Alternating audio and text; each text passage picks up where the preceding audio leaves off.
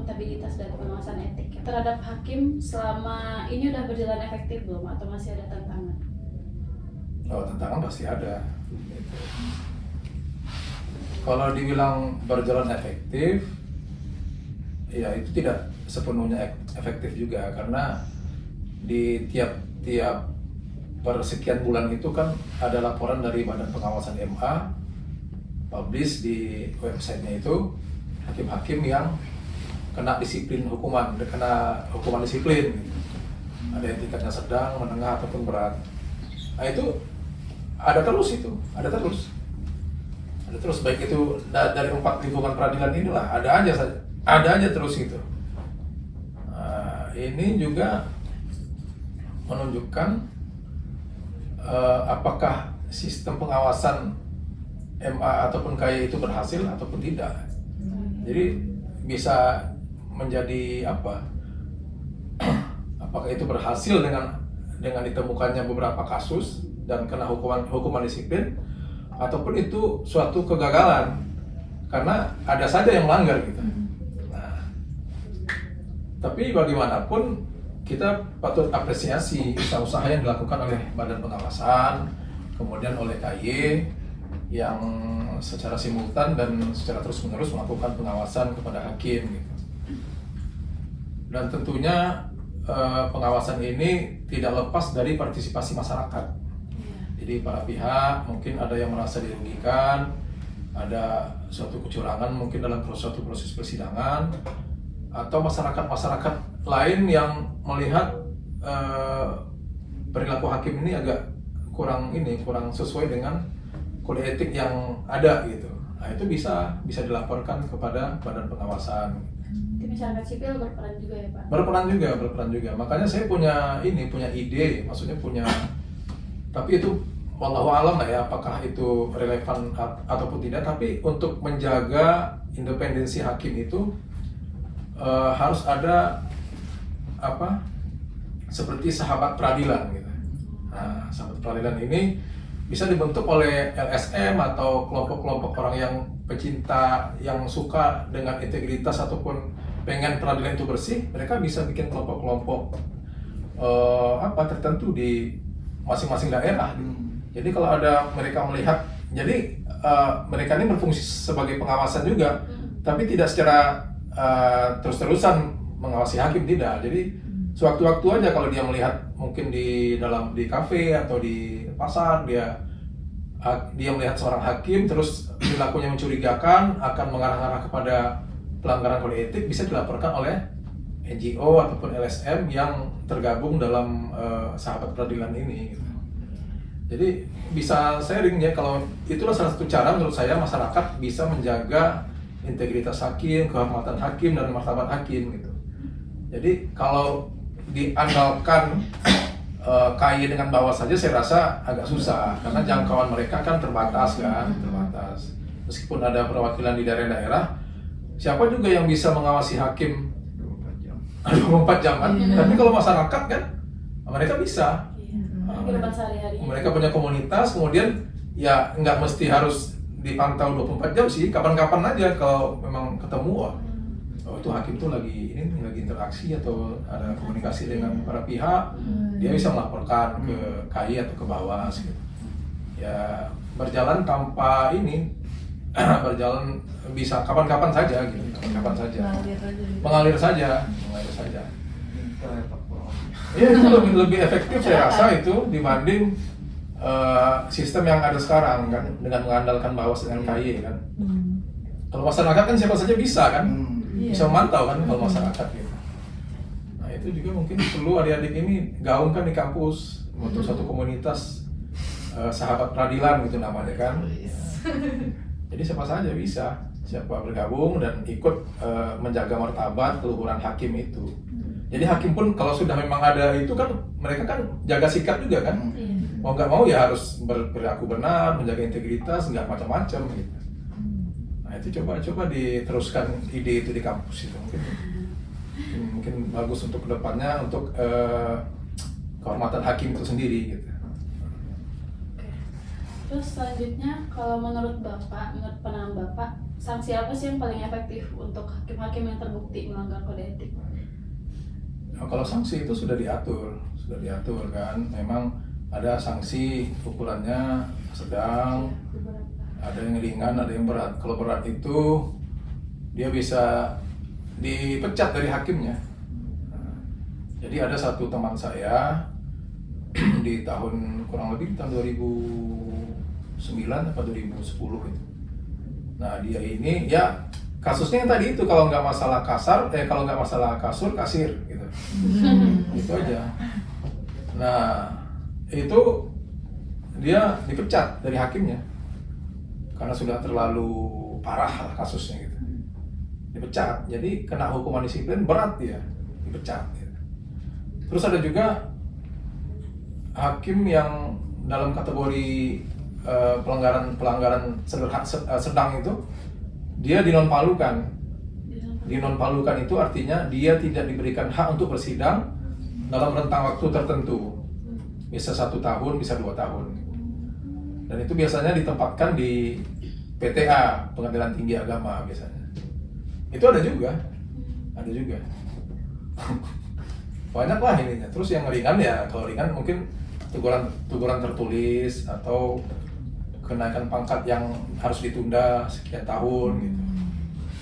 Itu mungkin yang bisa memberi efek jerah ya, Pak? Itu bisa memberi efek jerah. Iya, untuk sementara itu cukup efektif lah untuk biar hakim ini bisa jerah, tidak melakukan hal-hal yang dilarang oleh etik ini, kode etik gitu. Terus selanjutnya mengenai refleksi dan dilema etik ya Pak. Nah, di dalam kondisi yang sulit atau kasus yang sulit nih Pak, gimana Bapak biasanya mempertimbangkan antara aturan hukum yang kaku dengan keadilan moral yang lebih manusiawi gitu Pak dalam memutus suatu perkara? Oh, baik. Dalam memutus itu hakim harus banyak pertimbangan gitu. Pernah dengar istilah legal justice nggak? Legal justice, keadilan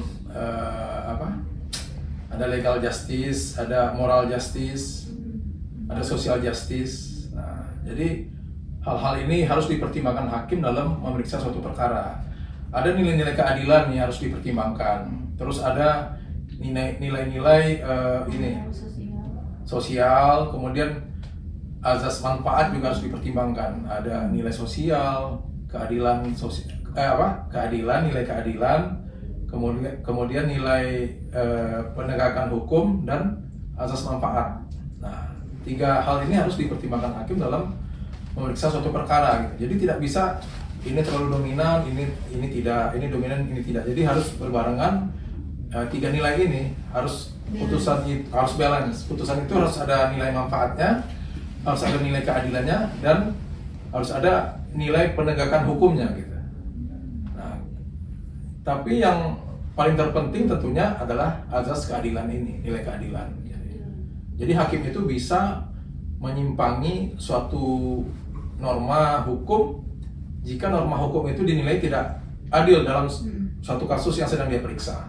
Contohnya begini, kalau dalam regulasi itu kan, dalam KHI itu kan, ataupun dalam undang-undang perkawinan, harta bersama itu kan harus dibagi 2, iya kan? Setengah untuk suami, setengah untuk istri ketika mereka sudah bercerai. Nah, dalam kasus tertentu, dalam satu rumah tangga itu istri lebih dominan, punya kontribusi yang lebih besar untuk pengadaan aset-aset rumah tangga mereka.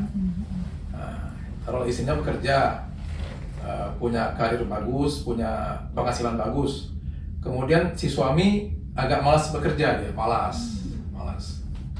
Karena malasnya inilah si istri menggugat cerai suami. Nah, kalau kita merujuk kepada peraturan perundang-undangan, itu kan ketika mereka bercerai, rumah, tanah, mobil yang mereka punya itu kan harus dibagi 2, bagi 50-50 kan, 50%. Tapi kalau hakim yang bisa menggali nilai-nilai keadilan itu kan hanya bisa dirasakan kan.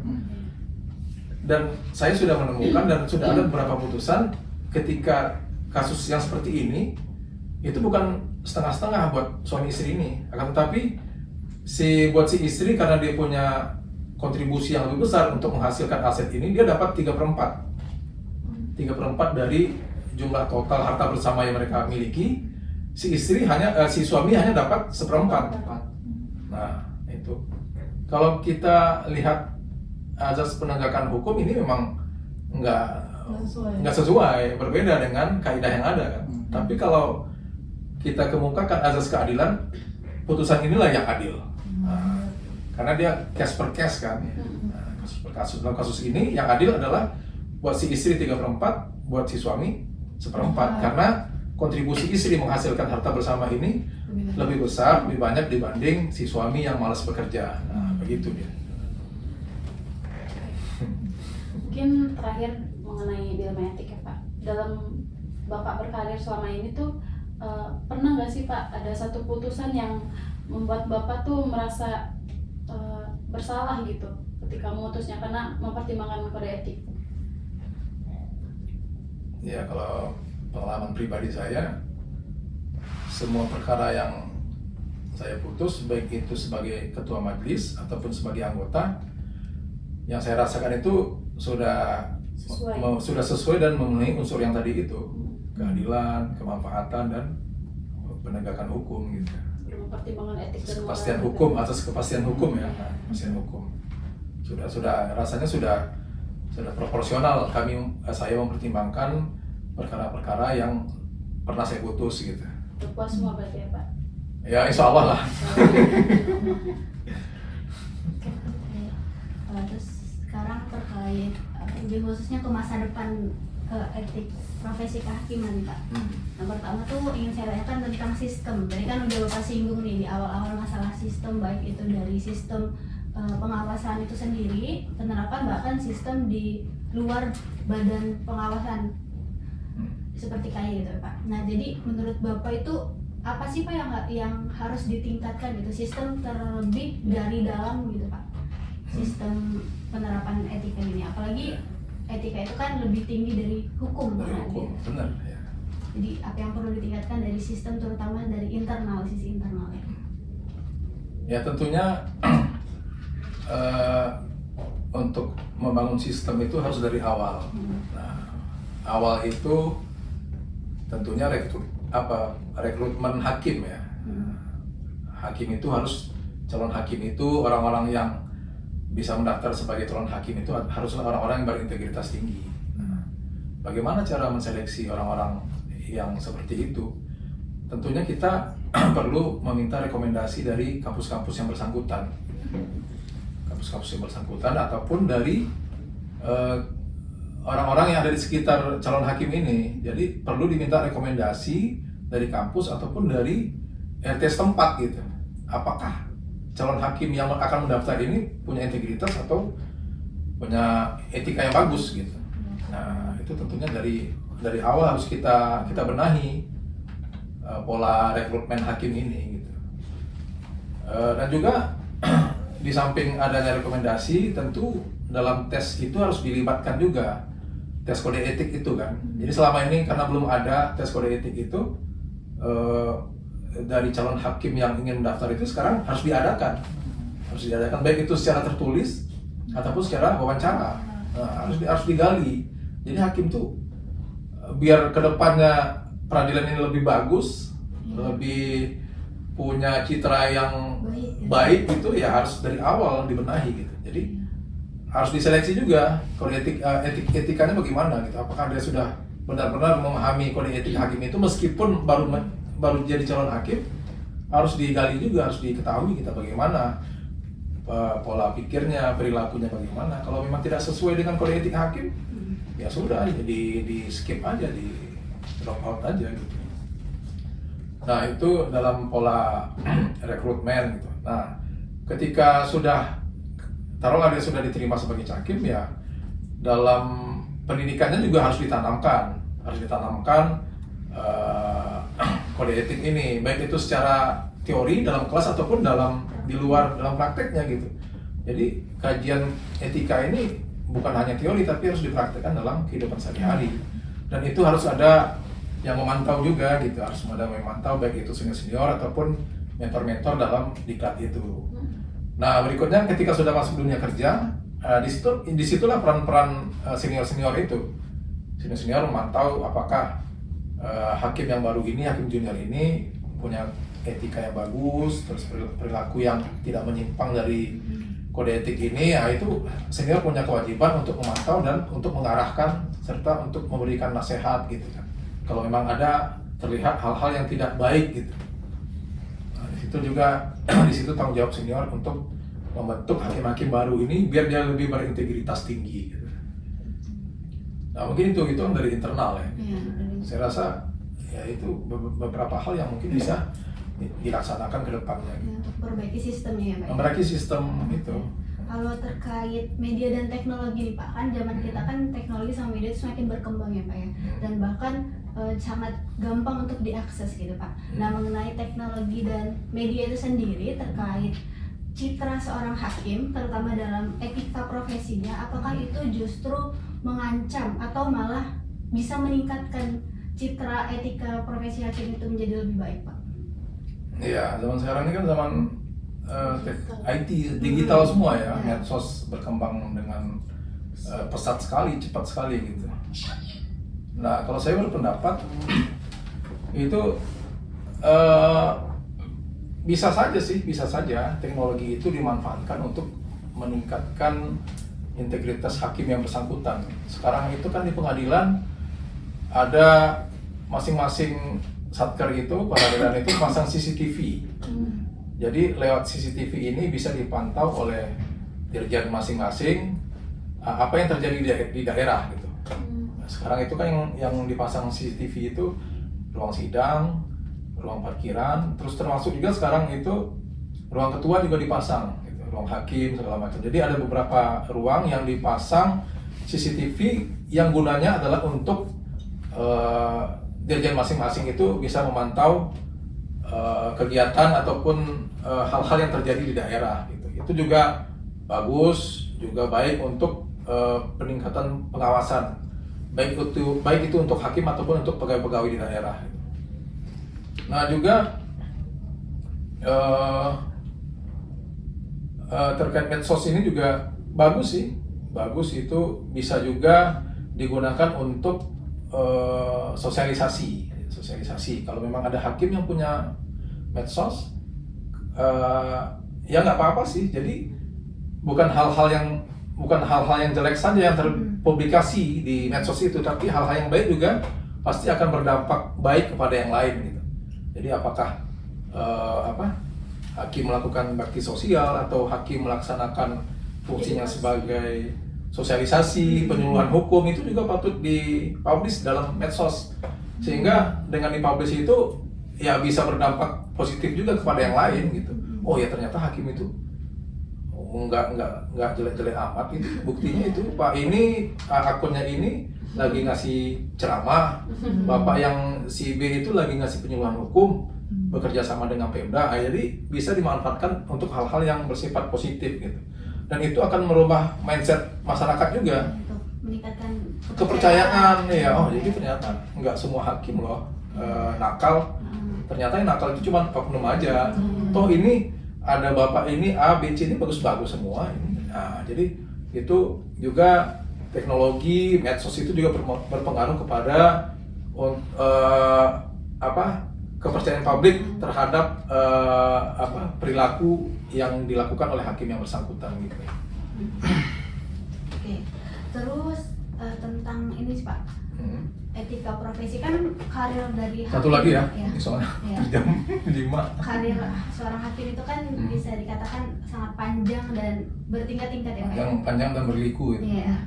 Nah gimana sih Pak untuk menjaga semangat agar konsisten dalam menjaga etika hakim, apalagi hakim itu adalah wakil Tuhan, wakil Tuhan gitu ya Pak ya. Iya, jadi bagaimana untuk menjaga etika itu dan semangatnya agar bisa istiqomah lah sampai Nah terakhir. itu dia, istiqomah itu sebenarnya ya. Sebenarnya hakim itu harus istiqomah, menjaga berusaha untuk selalu konsisten kan gitu.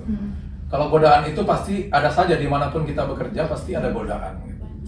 apakah itu terkait yang saya sebutkan tadi itu masalah kasir, kasur, itu pasti dimanapun kita bertugas pasti ada itu. Dan itu bukan hanya hakim saja, yang lain profesi-profesi lain pun nggak kayak seperti itu. Tentunya sebagai orang yang beragama kita minta kepada Allah kan, kepada Tuhan yang Maha Esa, kepada Allah untuk memberikan istiqomah dan nilai-nilai konsistensi dalam diri kita gitu. Karena kita punya Tuhan, ya kita serahkan kepada Allah gitu. Kita minta Allah untuk memberikan kita kekuatan untuk menjaga konsistensi ini biar selalu berintegritas ya, gitu. Kita minta pada Allah. Kemudian kalau mencari senior ataupun lingkungan yang baik gitu, yang baik.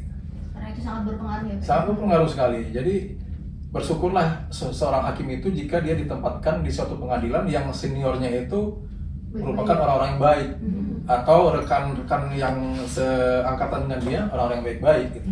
Jadi di samping berdoa juga kita mencari lingkungan yang baik-baik gitu. Kalaupun ada ketemu rekan ataupun senior yang nakal, ya kita nggak boleh ikut-ikutan gitu. Kita nggak boleh ikut-ikutan. Kita harus konsisten dengan nilai-nilai yang ada yang terkandung dalam kode etik dan pedoman perilaku hakim itu gitu. Dan juga selalu selalu introspeksi diri juga. Ya. Evaluasi ya Pak? Evaluasi diri, introspeksi diri. Nah, dengan begitu insya Allah kita akan terhindar dari hal-hal yang bertentangan dengan kode etik itu gitu. Oke, mungkin terakhir Pak, pesan-pesan nih Pak buat calon hakim muda nanti gimana untuk mempersiapkan dirinya agar lebih siap nih Pak. Dan sekaligus closing statement dari Bapak. Jadi yang tidak ada yang lain ya, hakim tuh, nilai hakim itu terletak pada integritasnya gitu. Jadi kalau berbicara masalah hakim berarti harus berbicara masalah integritas gitu. Integritas itu adalah melakukan hal yang benar dan baik tanpa harus ada orang yang melihatnya gitu. Jadi nggak ada orang pun kita tetap berlaku baik. Nah, nggak ada orang kita berlaku baik dan berlaku sesuai dengan kode etik yang ada gitu. Itu yang pertama. Yang pertama harus berintegritas. Yang kedua harus meningkatkan kemampuan, baik itu kemampuan masalah teknis persidangan, hukum acara, hukum materi segala macam gitu. Jadi itu juga harus kita tingkatkan juga kemampuan kita secara teknis ataupun secara teori gitu. Cuman itu aja sih menurut saya. Jadi harus meningkatkan integritas dan juga kemampuan kita.